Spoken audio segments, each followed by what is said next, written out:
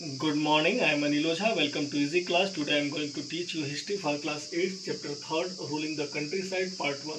In this video, I would like to discuss about the rule in the countryside or rule in the rural area, and which type of rule did the company impose on that side, and about I will discuss about the topic of the company becomes Diwan. On 12 August 1765, the Mughal Emperor Shah Alam appointed Diwan to the company, and at that time the Robert Clive was governor of the Bengal, and he accepted Diwani from the side of Shah Alam. तो चूंकि शाह आलम ने company को दीवानी दिया और दीवानी के अंतर्गत which type of work did the company do, उन्होंने जितने भी रेवेन्यू कलेक्शन का कार्य था और जो पीजेंट अपने यहाँ कार्य करते थे, फसलों को उगाते थे और उससे एक उन्हें टैक्स देना पड़ता था, रेवेन्यू देना पड़ता था कंपनी को। और कंपनी का ऐसा मानना था कि हमें इन लोगों से इतना रेवेन्यू ले लिया जाए कि यह स्थिति ऐसी हो कि ब्रिटेन से कोई सामान ना लेना पड़े। Okay, this had to be done in the way that could yield enough revenue to meet the growing expenses of the company. It needed to pacify those who in the past had ruled the countryside, enjoy the authority and prestiges. तो यह जो Prestige है या authority है, company ने बहुत ज़्यादा इन लोगों से लिया। और इसकी प्रक्रिया क्या थी, इनके जो एक्सपेंस थे, the company wanted to expense all the money for himself और his army and for his trade. जो उन लोग का बिजनेस था, इस तरह का इन लोग की कार्यशैली थी। और इन्होंने रेवेन्यू किस तरह से किया, इसको हम लोग देख लेते हैं। रेवेन्यू फॉर द कंपनी, तो इनका फर्स्ट था कि the efforts was increase the revenue as much as it could and buy fine cotton and silk cloth as cheaply as possible. तो रेवेन्यू के लिए इन लोग firstly they purchase the cotton and silk by the gold और by the silver, but this time when the company became Diwan, they did not want to purchase the cotton clothes or silk clothes by the gold silver or gold coins or silver coins or by their monies. तो their money वो लोग अपने धन से तो नहीं खर्च करते थे, अपना पैसा नहीं लगाना चाहते थे। उनकी यही मंशा थी कि यहीं के धन को, भारत के धन को ही भारत में ही खरीदा जाए और यहाँ हमें इंग्लैंड से उसके लिए कोई अलग से एक्स्ट्रा कैपिटल ना लगाना पड़े। तो स्थिति ये हुई कि बहुत ज़्यादा शोषण हुआ किसानों का, और जो भी चीज़ें थी बहुत महंगी होती गई। उस समय बंगाल में मुर्शिदाबाद एक हॉट कहा जाता था बाज़ार, जिसे बहुत बड़े स्तर पे वहाँ पे जो ट्रेडर आते थे अपने सामानों का लेन देन आते थे, और एक फिक्स रहता था, रेगुलर वीकली चलता था वह मार्केट, सप्ताह में डे फिक्स कर दिया जाता था और उस समय आके ट्रेडर अपने सामान को लेन देन करते थे। तो चूंकि रेवेन्यू वसूलने की स्थिति ये थी कि जो भी सामान था उसके मूल्य जो थे वो डबल होते चले गए, और स्थिति ये हो गई कि Bengal was facing a deep crisis and 1770 a terrible famine killed 10 million people in Bengal. 1/3 of the population was wiped out. तो चूंकि यहाँ की जो जनसंख्या थी, जब ज़्यादा से ज़्यादा एक्सप्लोटेशन हुआ और इकोनॉमी डीप क्राइसिस में पड़ गई और आर्थिक मंदी के चलते वहाँ फैमिन भी हो गया और अकाल पड़ा, और इस अकाल में लगभग 10 मिलियन लोग मर गए। और 10 मिलियन मीन्स जो बंगाल की उस समय की जनसंख्या थी 1/3 थी, तो 1/3 संख्या यह वाइप्ड आउट हो गई। तो इस स्थिति में जो ब्रिटिश गवर्नमेंट थी उसने इसका मूल्यांकन किया, और चूँकि कोई भी नियम बिफोर 1770, जो 1770 में जो अकाल पड़ा था उसके पहले, और 1765 मीन्स बिटवीन 1765 टू 1770 सारी व्यवस्थाएं जो उस समय की रेवेन्यू वसूली की थी और जो सिस्टम था वहाँ का बिल्कुल अस्त व्यस्त और अव्यवस्थित था, करप्शन का बोलबाला था। तो इसके चलते ब्रिटिश गवर्नमेंट के दिमाग में यह विचार आया, या उसके ब्रिटिश गवर्नमेंट की सोच थी कि इस व्यवस्था को थोड़ा सा ठीक और सही किया जाए, ताकि स्पष्ट ये समझ में नहीं आ रहा है कि वसूली क्या हो रही है, अकाल इतने पड़ रहे हैं, किसान बिल्कुल अलग से संतुष्ट नहीं थे, और वहाँ के जो अधिकारी थे कंपनी के वह केवल अपना ही ध्यान देते थे और इतने करप्ट हो गए थे कि कर्मचारी बहुत ही अपने पास धन का कलेक्शन कर लिए थे। तो इसके चलते अब एक इस व्यवस्था में बदलाव की ज़रूरत थी, और इस बदलाव को कैसे देखा गया, we will discuss the need to improve agriculture. Permanent settlement was held in 1793 and this was done by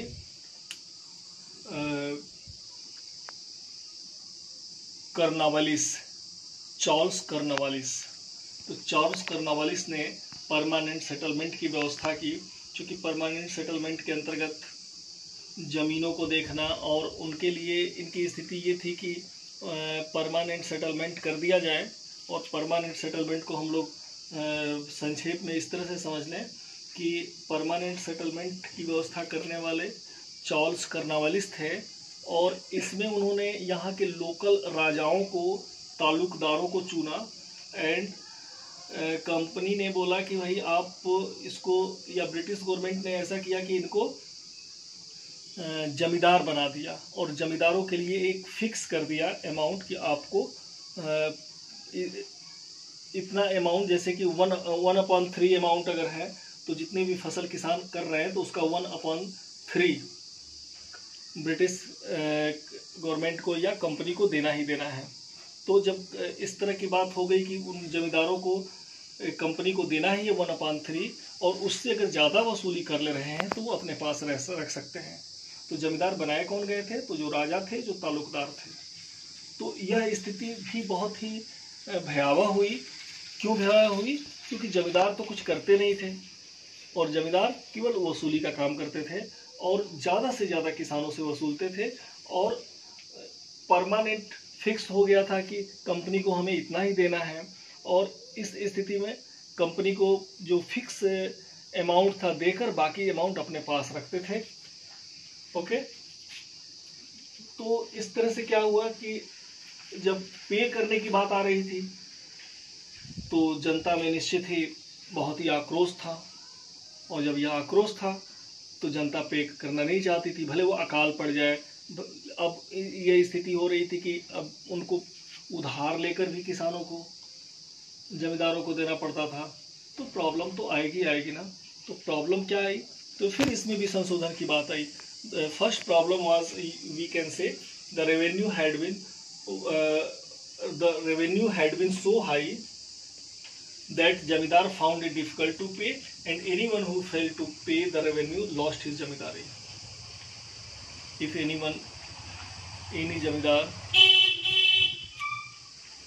did not pay the revenue, it was more possible that jamidar could lost his jamidari. So jamidar did not take more interest about the improvement of land, improvement of the condition of peasant। तो जब इस तरह की बातें आई तो अब स्थिति में सुधार की बात आई, और कुछ मैटर इसमें हुआ, जैसे कि जो ज़मीन थी एक्सपेंड हो गई, ज़मीन को बढ़ा दिया गया, और ज़मीन जब जंगलों की कटाई हुई या कुछ और तरीके से जंगलों की कटाई के साथ साथ कुछ घास के मैदान या बंजर भूमि थी उसको किसानों ने बढ़ाया।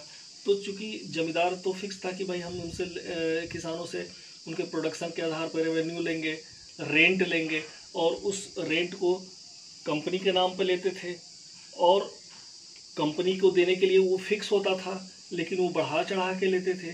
तो जब बढ़ा चढ़ा के लेते थे तो अपने पास रखते थे, क्योंकि कंपनी का यह भी आदेश था जमींदारों के लिए कि अगर if you take more money then whatever you paid to us, you should improve the condition of the land and condition of the peasant।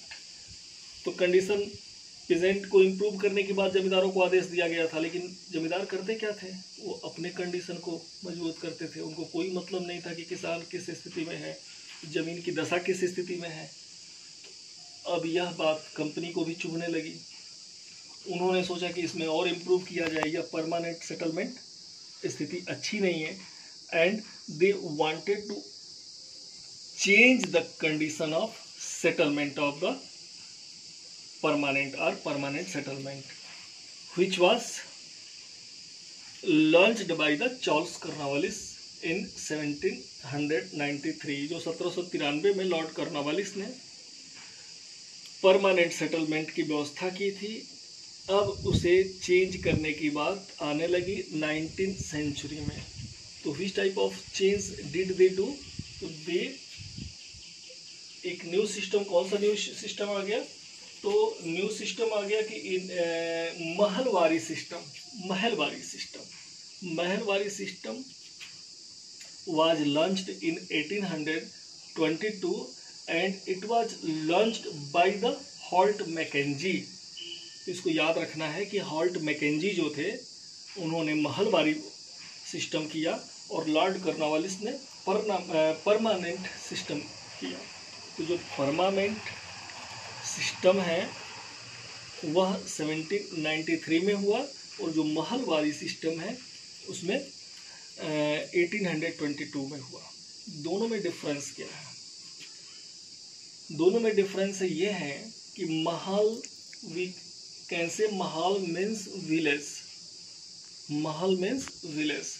जो जमींदारी सिस्टम थी, जमींदारी सिस्टम जो परमानेंट सेटलमेंट के अंतर्गत था, उसमें जमींदार मालिक होता था। जमीन का असली मालिक तो किसान होता था, लेकिन उस मालिकाना हक को जमींदार को दे दिया गया था। तो जमींदार वहाँ से रेंट वसूलता था और कंपनी को पेड करता था। महलवारी व्यवस्था में क्या होती थी कि अब जमींदार को हटा दिया गया, अब जमींदार उसके लिए रिस्पॉन्सिबल नहीं होता था, क्योंकि यह व्यवस्था, जमींदारी व्यवस्था जो थी वह बहुत ही भ्रष्ट हो गई थी, या किसान नहीं दे पा रहे थे, इस तरह की व्यवस्था हो गई थी। जमींदार बिल्कुल they did not want to care on the land और केयर ऑफ द पीजेंट, इन लोगों पे नहीं था। तो इसलिए इसको हटाकर महलवारी कर दिया गया। महलवारी में हेडमैन को, यानी जो ग्राम का प्रधान होता था या उस गांव का जो मुखिया होता था, अपने गांव के किसानों से रेंट वसूल के और वह देता था कंपनी को। इसके अंतर्गत नॉर्थ वेस्ट बंगाल और कुछ यूपी के प्रांत थे, उत्तर प्रदेश के कुछ जिले थे, और नॉर्थ वेस्ट बंगाल के हिस्सों को महलवारी सिस्टम में रखा गया। तो इस सिस्टम में क्या हुआ, यहाँ हेडमैन देता था, परमानेंट में क्या था, जमींदार देता था। तो ये चीज़ यहाँ पे हुआ है। ओके, वी कैन से इसमें महलवारी व्यवस्था के अंतर्गत बाय दिस इफोर्ट वे collectors went village to village inspecting the land, measuring the field, estimated revenue of each plot within a village, the charge of collecting the revenue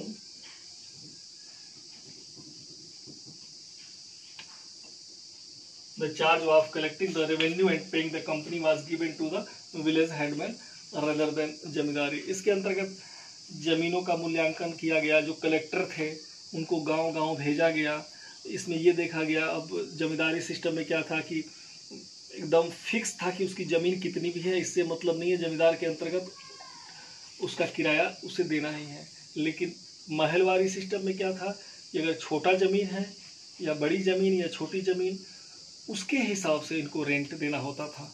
अब यह बाध्यता नहीं होती थी कि नहीं, आप इस सिस्टम में इसको, आपकी ज़मीन छोटी हो चाहे बड़ी हो, आपको एक फिक्स आपको रेंट देना ही देना है। फिर जमींदारी सिस्टम में क्या था कि उसमें फिक्स कर दिया गया था पहले से कि अब आपके पास हो या ना हो, अकाल पड़े, इससे कोई मतलब नहीं, आप उधार लेकर मनी लेंडर से दीजिए। और महलवारी सिस्टम में था कि ये बार बार इसको रिवाइज किया जाता था कि क्या अकाल पड़ा है या किस तरह की सिस्टम व्यवस्था है, किसान किस स्थिति में है, ज़मीन की स्थिति क्या है, ज़मीन छोटा है बड़ा है, all the things happened bye inspecting and measuring the land. ज़मीन के मापदंड और किसान के आधार पे यहाँ की व्यवस्था को किया गया था, ताकि उस स्थिति में रेंट जो थे महलवारी के अंतर्गत जो हेडमैन थे वह कंपनी को दिया करते थे। किसानों से हेडमैन लेते थे और हेडमैन से कंपनी लेती थी। Okay, and I am going to complete this video part 1, and in next video I would like to discuss about the topic of the Munro system. Munro system we will discuss. Okay, we can understand about the things in one sentences. एक line में हम ये समझ लें आज हमने क्या क्या पढ़ा। आज हमने पढ़ा कि कंपनी बिकम्स दीवान, कंपनी को दीवान बनाया गया, रेवेन्यू वसूला गया लॉर्ड क्लाइव के अंतर्गत। लॉर्ड क्लाइव ने जो रेवेन्यू वसूला उसमें बहुत ज़्यादा भ्रष्टाचार का मामला उभर कर आया, और 1770 में 1770 में लगभग 10 मिलियन पीपल वेयर किल्ड। इसके बाद स्थिति को चेंज किया गया। तब लॉर्ड कॉर्नवालिस ने 1793 में परमानेंट सेटलमेंट की व्यवस्था की, लेकिन इस स्थिति को भी यह जो 1793 से चला, इस कुछ समय जाने के बाद इससे भी वहाँ पे किसानों में विद्रोह हुआ। तब मैकेंजी ने 1822 में महलवारी सिस्टम किया, और इन सारे सिस्टमों को हमने आज पढ़ा, permanent system and Mahalwari system. And in next video I would like to discuss about the topic of Munro, the Munro system. Thank you.